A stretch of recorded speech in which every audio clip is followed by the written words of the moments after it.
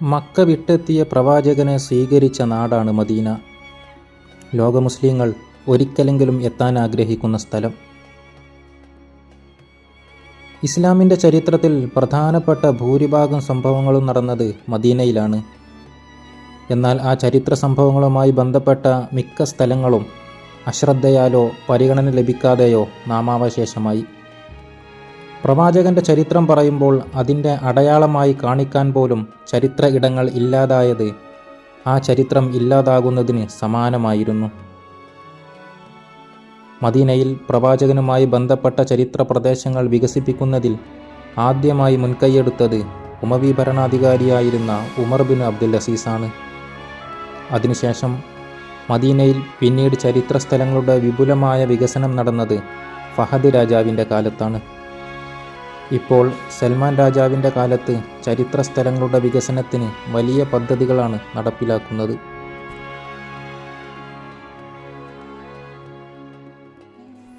പുണ്യം ആഗ്രഹിച്ചുകൊണ്ട് സന്ദർശനം നടത്താൻ പ്രവാചകൻ പറഞ്ഞ 3 മസ്ജിദുകളിൽ ഒന്നാണ് മദീനയിലെ മസ്ജിദ് നബവി.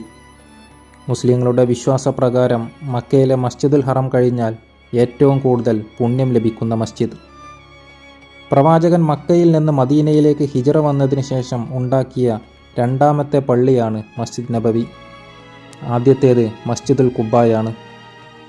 പ്രവാചകൻ്റെ ഒട്ടകം മുട്ടുകുത്തിയ സ്ഥലത്തായിരുന്നു മസ്ജിദ് നബവി നിർമ്മിക്കാൻ തീരുമാനിച്ചത്. സുഹൈൽ, സഹൽ എന്നീ 2 അനാഥ മക്കളുടേതായിരുന്നു സ്ഥലം. അവർ പള്ളിക്ക് സ്ഥലം സൗജന്യമായി നൽകാമെന്ന് പറഞ്ഞെങ്കിലും മദീനയിലെ തൻ്റെ ആതിഥേയനായ അബു അയ്യൂബിൽ അൻസാരിയോട് സ്ഥലത്തിനുള്ള പണം നൽകാൻ പ്രവാചകൻ പറഞ്ഞു. അതോടെ ചരിത്രത്തിലെ ഏറ്റവും വലിയ വഖഫ് ദാതാവായി അബു അയ്യൂബിൽ അൻസാരി മാറി. ക്രിസ്താബ്ദം 622 പ്രവാചകൻ്റെ നേതൃത്വത്തിൽ ഈ പള്ളി പണി കഴിപ്പിക്കുന്നത്. അന്ന് മദീന യസ്രിബ് എന്നാണ് അറിയപ്പെട്ടിരുന്നത്. തൻ്റെ അനുചരന്മാർക്കൊപ്പം മണ്ണും മരവും ചുമന്ന് പ്രവാചകനും ഈ പള്ളിയുടെ നിർമ്മാണത്തിൽ പങ്കാളിയായിട്ടുണ്ട്. ചളിക്കട്ട കൊണ്ടുള്ള ചുമരുകൾക്കിടയിൽ ഈന്തപ്പന തടി തൂണാക്കി ഈന്തപ്പന ഓല കൊണ്ട് മേഞ്ഞ രീതിയിലായിരുന്നു അന്ന് പള്ളിയുടെ നിർമ്മാണം.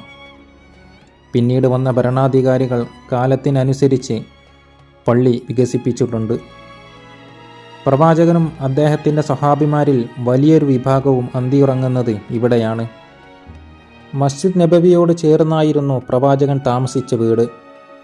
ആ വീട്ടിലാണ് അദ്ദേഹത്തെയും അനുചരന്മാരായ അബൂബക്കർ സിദ്ദീഖ്, ഉമർ എന്നിവരെയും മറവ് ചെയ്തിട്ടുള്ളത്. ഈ ഭാഗം ഇപ്പോൾ പള്ളിയുടെ അകത്താണ്. 10 ലക്ഷം പേരെയാണ് ഇന്ന് മസ്ജിദ് നബവിക്ക് ഒരേ സമയം ഉൾക്കൊള്ളാനാകുക. മദീന പള്ളിയുടെ ദൃശ്യഭംഗികളിൽ ഒന്നാണ് 2010 1,02,000 കോടി രൂപയിൽ സ്ഥാപിച്ച യന്ത്രക്കുടകൾ. രാവിലെ 7 മണിക്ക് തുറക്കുന്ന ഈ കുടകൾ വൈകുന്നേരം 5 മണി വരെ തുറന്നു വെക്കാറുണ്ട്. 2ാം ഖലീഫ ഉമർ ബിൻ ഖത്താബിൻ്റെ കാലത്താണ് പള്ളിയുടെ പ്രഥമ വികസനം നടന്നത്. പിന്നീട് ഉമവിയ ഭരണാധികാരിയായിരുന്ന ഉമർ ബിൻ അബ്ദുൽ അസീസിൻ്റെ കാലത്ത് അന്ന് ലോകത്തെ ഏറ്റവും വലിയ മസ്ജിദുകളിലൊന്നായി മസ്ജിദ് നബവി പുതുക്കി പണിതു. 3 വർഷമെടുത്താണ് അന്ന് പണി പൂർത്തിയായത്. പള്ളിക്ക് ആദ്യമായി 4 മിനാരങ്ങൾ സ്ഥാപിക്കപ്പെട്ടതും ഈ കാലത്താണ്. അതേസമയം പ്രവാചകൻ്റെ വീട് ഈ പുനർനിർമ്മാണത്തിൽ ഇല്ലാതാവുകയും ചെയ്തു. തുർക്കി സുൽത്താനായിരുന്ന സുലൈമാൻ ചക്രവർത്തി സുലൈമാനിയ എന്ന നാമത്തിൽ പുതിയൊരു മിനാരം പണി കഴിപ്പിച്ചു. കൂടാതെ റസൂലിൻ്റെ മിഹ്റാബിന് പുറമെ പുതിയൊരു മിഹ്റാബും അദ്ദേഹം പണി കഴിപ്പിച്ചു. മറ്റൊരു തുർക്കി സുൽത്താനായിരുന്ന മഹ്മൂദിൻ്റെ കാലത്ത് 1817 പ്രവാചകൻ്റെ ഖബറിന് മുകളിൽ ഇന്ന് കാണുന്ന മകുടം സ്ഥാപിക്കുന്നത്. സുൽത്താൻ അബ്ദുൽ മജീദ് പള്ളി വികസിപ്പിക്കുകയും ഖുർആൻ പഠിപ്പിക്കാനായി പള്ളിയിൽ മദ്രസ സ്ഥാപിക്കുകയും ചെയ്തു. 1925 അബ്ദുൽ അസീസ് രാജാവിൻ്റെ കീഴിൽ പുതിയൊരു ഭരണകൂടം സൗദിയിൽ നിലവിൽ വന്നു. ഇതോടെ സുലൈമാൻ ചക്രവർത്തിയും അബ്ദുൽ മജീദ് ഒന്നാമനും സ്ഥാപിച്ച മിനാരങ്ങൾ അപ്രത്യക്ഷമായി. ഇപ്പോൾ സൽമാൻ രാജാവിൻ്റെ കീഴിൽ ഒരേ സമയം 2 ദശലക്ഷം പേരെ ഉൾക്കൊള്ളാൻ കഴിയുന്ന തരത്തിലുള്ള വമ്പൻ പദ്ധതികളാണ് പ്രഖ്യാപിച്ചിരിക്കുന്നത്.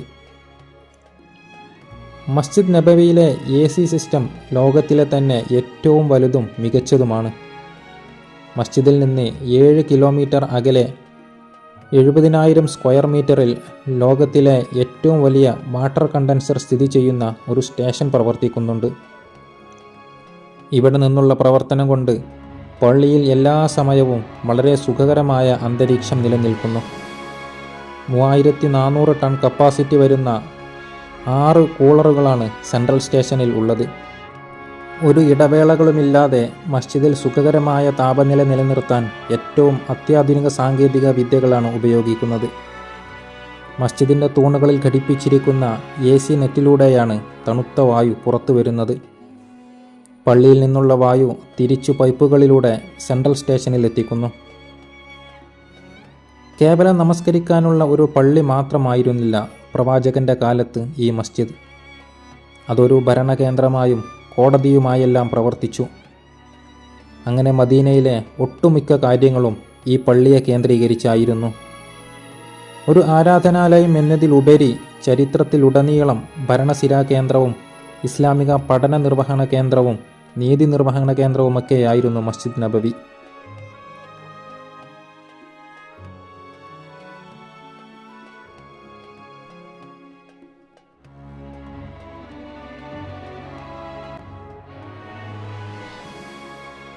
മദീനയിലെ മറ്റൊരു ചരിത്ര സ്ഥലമാണ് മസ്ജിദുൽ ഖുബ.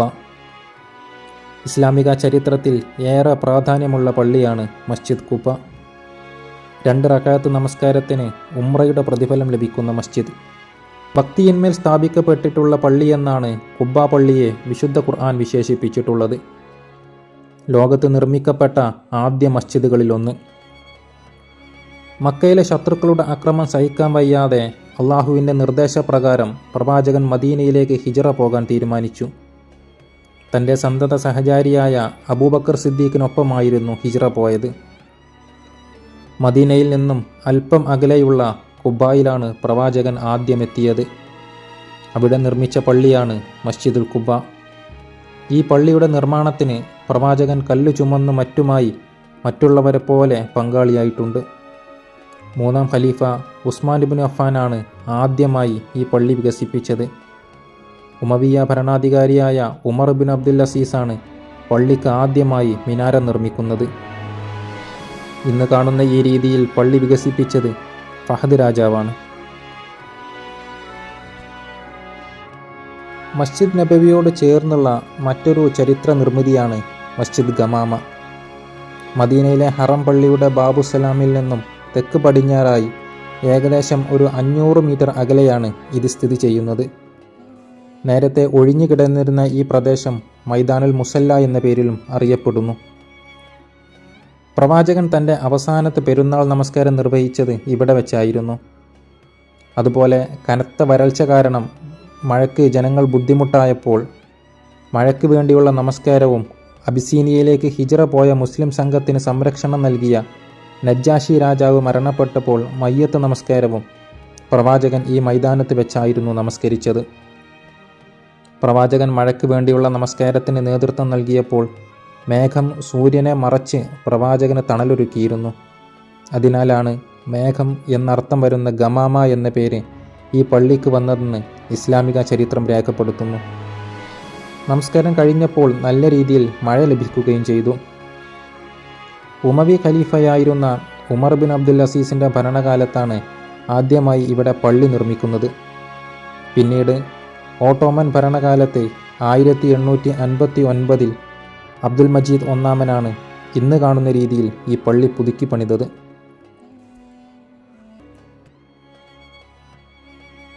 മസ്ജിദ് ഗമാമക്ക് തൊട്ടടുത്തായി സ്ഥിതി ചെയ്യുന്ന ഒരു ചെറിയ പള്ളിയാണ് മസ്ജിദ് അബൂബക്കർ. പ്രവാചകൻ്റെ മാതൃക പിൻപറ്റി തൻ്റെ ഭരണകാലത്ത് അബൂബക്കർ റളിയല്ലാഹു അൻഹു ഇവിടെ വെച്ച് പെരുന്നാൾ നമസ്കാരം നിർവഹിച്ചിരുന്നു. ഉമവി ഭരണകാലത്ത് മദീന ഗവർണറായിരുന്ന ഉമർ ബിൻ അബ്ദുൽ അസീസാണ് ആദ്യമായി ഈ സ്ഥലത്ത് പള്ളി നിർമ്മിക്കുന്നത്. പിന്നീട് വന്ന ഭരണാധികാരികൾ പള്ളി പരിപാലിച്ചു സംരക്ഷിച്ചു പോന്നു.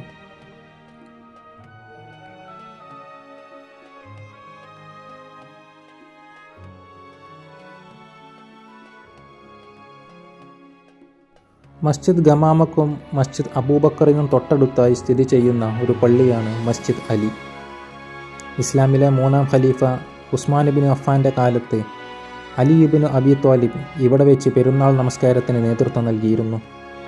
ഉമവി ഭരണകാലത്ത് മദീന ഗവർണറായിരുന്ന ഉമർ ബിൻ അബ്ദുൽ അസീസാണ് ഇവിടെ മസ്ജിദ് നിർമ്മിക്കുന്നത്.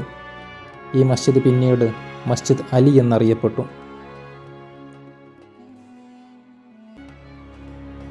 ഇസ്ലാമിക ചരിത്രത്തിൽ സുപ്രധാനമായ സംഭവം നടന്ന പള്ളിയാണ് മദീനയിലെ മസ്ജിദ് ഖിബിലത്തൈൻ. മസ്ജിദ് നബവിയിൽ നിന്നും 4 കിലോമീറ്റർ അകലെയാണ് ഈ പള്ളി സ്ഥിതി ചെയ്യുന്നത്. പ്രവാചകൻ മുഹമ്മദ് നബി മദീനയിലെത്തി 17 മാസക്കാലം ജെറൂസലമിലെ ബൈത്തുൽ മുഖദ്ദസിലേക്ക് തിരിഞ്ഞായിരുന്നു നമസ്കരിച്ചത്. എന്നാൽ പ്രവാചകന് കഅബയോടുള്ള ആത്മബന്ധം കാരണം കിബിലയായി കഅബ തിരഞ്ഞെടുക്കണമെന്ന് ആഗ്രഹിച്ചു.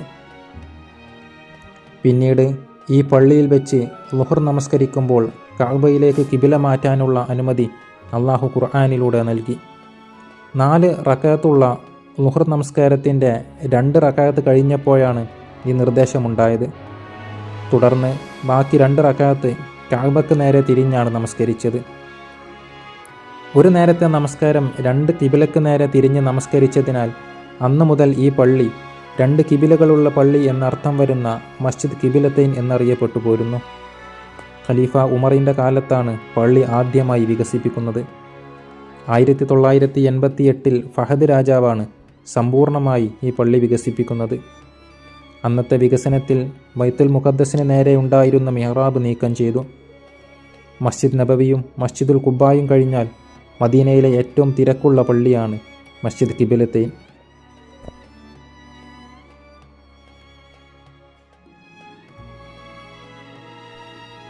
പ്രവാചകൻ്റെ മകളായ ഫാത്തിമയുടെ മക്കളാണ് ഹസനും ഹുസൈനും.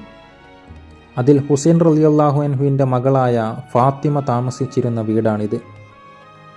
മദീനയിൽ ഹറം പള്ളിയോട് ചേർന്നായിരുന്നു പ്രവാചകൻ്റെ മകൾ ഫാത്തിമയുടെ വീടും. പ്രവാചകൻ്റെ മരണശേഷം 6 മാസം മാത്രമേ മകൾ ഫാത്തിമ ജീവിച്ചിരുന്നുള്ളൂ. അതിനുശേഷം മകൻ ഹുസൈൻ റളിയല്ലാഹു അൻഹു ആയിരുന്നു ഹറമിനോട് ചേർന്നുള്ള ആ വീട്ടിൽ താമസിച്ചിരുന്നത്. ഹുസൈൻ റളിയല്ലാഹു അൻഹുവിൻ്റെ മകളുടെ പേരും ഫാത്തിമ എന്നായിരുന്നു. 4 ഖലീഫമാർക്കും ശേഷം ഉമവി ഭരണാധികാരികളുടെ കാലത്ത് ഹറം വികസനത്തിനായി ഇവരുടെ വീടും ഏറ്റെടുക്കേണ്ടി വന്നു. അതിനാൽ അവർ ഇവിടേക്ക് താമസം മാറുകയായിരുന്നു. ഇവിടെ എത്തിയതിന് പിന്നാലെ ഫാത്തിമക്കായി ഇവിടെ ഒരു കിണറും കുഴിച്ചു. ബീർ ഫാത്തിമ എന്നും മദീനയിലെ സംസം എന്നും ഈ കിണർ അറിയപ്പെടുന്നു. ഈ വീടിൻ്റെ പഴക്കം സംബന്ധിച്ചും പുനർനിർമ്മാണം സംബന്ധിച്ചും അവ്യക്തതകളുണ്ടെങ്കിലും ഈ കിണർ ആ കാലഘട്ടത്തിൽ നിർമ്മിച്ചതാണെന്ന് ചരിത്രരേഖകൾ പ്രകാരം സംശയമില്ല. പണ്ട് കാലത്ത് മദീന ഹറമിലേക്ക് എത്തുന്നവരും മീക്കാത്തിലേക്ക് പോകുന്നവരും ഇതുവഴിയാണ് സഞ്ചരിച്ചിരുന്നത്. അവർ ഈ കിണറിൽ നിന്ന് വെള്ളം ശേഖരിച്ചിരുന്നതായി ഇസ്ലാമിക ചരിത്രം പറയുന്നു. മദീനയിലെ പഴയ നിർമ്മാണ രീതിയിൽ തന്നെയാണ് ഈ വീടും കിണറും നിർമ്മിച്ചിരിക്കുന്നത്. മദീനയിലെ അംബരിയയിൽ ഹിജാസ് റെയിൽവേയോട് ചേർന്നാണ് ഈ പ്രദേശമുള്ളത്. പ്രവാചകന്റെ നേതൃത്വത്തിൽ നടന്ന 2ാമത്തെ യുദ്ധമാണ് ഉഹദ് യുദ്ധം. മുസ്ലിങ്ങൾക്ക് ഏറെ നഷ്ടമുണ്ടായ യുദ്ധം കൂടിയാണ് ഉഹദ്. ശത്രുക്കളുടെ അപ്രതീക്ഷിത ആക്രമണത്തിൽ മുസ്ലിം സേന തിരിഞ്ഞോടുകയും യുദ്ധത്തിൽ പ്രവാചകൻ വധിക്കപ്പെട്ടു എന്ന വ്യാജ വാർത്ത പ്രചരിക്കുകയും ചെയ്തു. യുദ്ധത്തിനു ശേഷം പ്രവാചകനും അനുചരന്മാരും ഇവിടെ വെച്ചായിരുന്നു ളുഹർ അസർ നമസ്കാരങ്ങൾ ജമ്മാക്കി നമസ്കരിച്ചത്. പിൽക്കാലത്ത് അവർ നമസ്കരിച്ച സ്ഥലത്ത് ഒരു പള്ളി നിർമ്മിച്ചു. മസ്ജിദ് ഫസഹ് എന്നാണ് ഇതറിയപ്പെട്ടത്. കാലക്രമേണ ഇത് നശിച്ചു പോകുകയും മണ്ണിനടിയിലാവുകയും ചെയ്തു. പിന്നീട് പുരാതനമായ ഈ പള്ളിയുടെ അടയാളങ്ങൾ കണ്ടെത്തിയ ഭരണകൂടം പഴമ നിലനിർത്തിക്കൊണ്ട് തന്നെയാണ് ഇത് പുനർനിർമ്മിച്ചിട്ടുള്ളത്.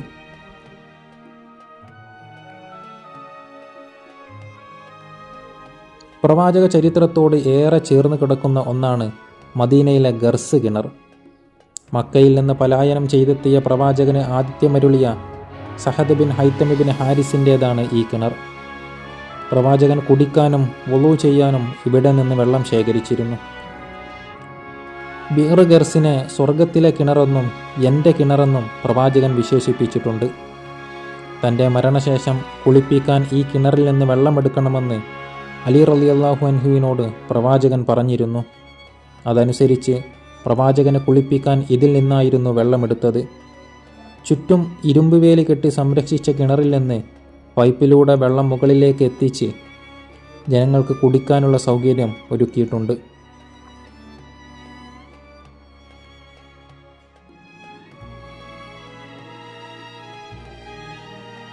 ലോകത്തിലെ ഏറ്റവും വലിയ ഖുർആൻ പ്രസ്സുകളിലൊന്നാണ് മദീനയിലെ ഖുർആൻ പ്രസ്. ലോകത്തിൻ്റെ വിവിധ ഭാഗങ്ങളിലേക്ക് മലയാളം ഉൾപ്പെടെ വിവിധങ്ങളായ ഭാഷകളിൽ ഇവിടെ നിന്ന് ഖുർആൻ പ്രിൻ്റ് ചെയ്ത് അയക്കുന്നുണ്ട്.